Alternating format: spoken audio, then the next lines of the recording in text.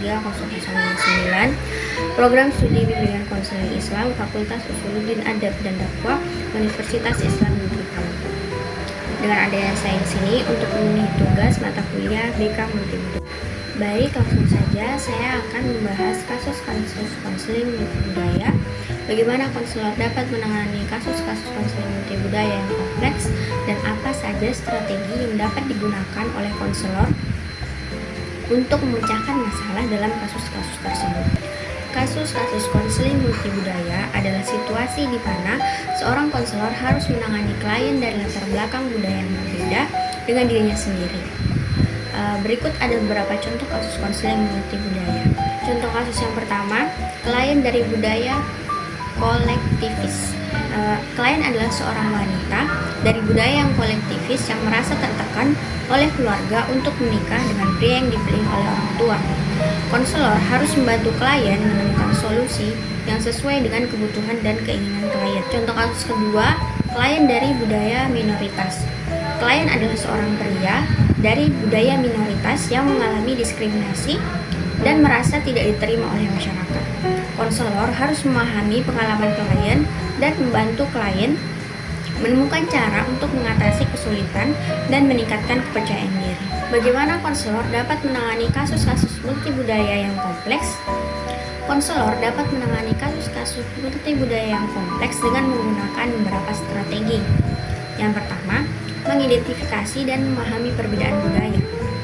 Konselor harus memahami perbedaan budaya klien dan bagaimana perbedaan budaya tersebut dapat mempengaruhi proses konseling. Yang kedua, menggunakan pendekatan yang fleksibel. Konselor harus menggunakan pendekatan yang fleksibel dan dapat disesuaikan dengan kebutuhan klien dari latar belakang budaya yang berbeda. Yang ketiga, menggunakan bahasa yang tepat. Konselor harus menggunakan bahasa yang tepat dan dapat dipahami oleh klien serta memahami nuansa bahasa yang digunakan oleh klien. Yang keempat, menghormati perbedaan nilai dan kepercayaan. Konselor harus menghormati perbedaan nilai dan kepercayaan klien serta tidak memaksakan nilai dan kepercayaan sendiri. Yang kelima, menggunakan teknik konseling yang sesuai.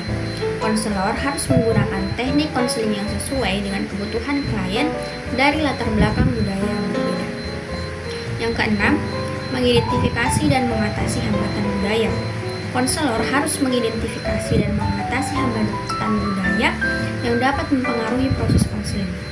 Ketujuh, menggunakan sumber daya yang tepat. Konselor harus menggunakan sumber daya yang tepat seperti interpreter atau konselor dari latar belakang budaya yang sama jika diperlukan. Yang kedelapan, mengembangkan kesadaran diri. Konselor harus mengembangkan kesadaran diri tentang bias dan asumsi yang mungkin mempengaruhi proses konseling. Yang kesembilan, menggunakan pendekatan yang holistik. Seorang konselor harus menggunakan pendekatan yang holistik, mempertimbangkan aspek-aspek fisik, emosional, dan spiritual klien. Yang kesepuluh, mengikuti pelatihan dan pengembangan. Konselor harus mengikuti pelatihan dan pengembangan untuk meningkatkan kemampuan dalam menangani kasus-kasus konseling multibudaya. Apa saja strategi yang dapat digunakan oleh konselor untuk memecahkan masalah dalam kasus-kasus multibudaya? Ada beberapa strategi yang dapat digunakan konselor dalam memecahkan masalah kasus-kasus multibudaya. Pertama, menggunakan model konseling multibudaya. Konselor dapat menggunakan model konseling multibudaya seperti model konseling multibudaya Sue. Model konseling multibudaya Sue dan Sue adalah sebuah kerangka kerja yang dikembangkan oleh Daryl Wayne Sue dan David Sue pada tahun 1990-an. Model ini bertujuan untuk membantu memahami kebutuhan klien dari latar belakang budaya yang berbeda. Yang kedua, menggunakan teknik konseling yang spesifik.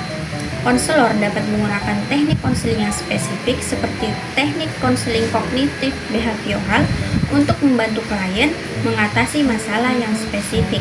Yang ketiga, menggunakan sumber daya komunitas.